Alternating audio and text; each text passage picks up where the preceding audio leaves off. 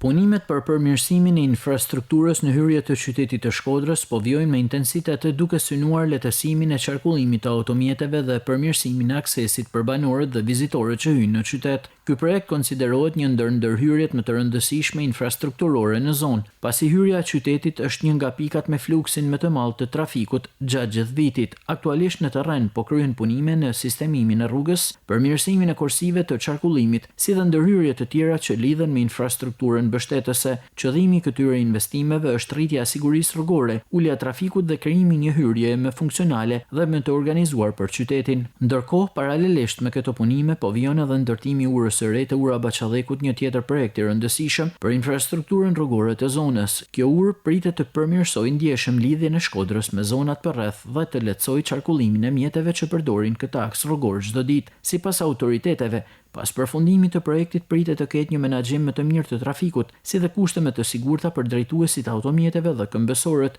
Investimi synon gjithashtu të ndikojë pozitivisht në zhvillimin ekonomik dhe turistik të zonës, duke e bërë hyrjen e qytetit më moderne dhe më funksionale.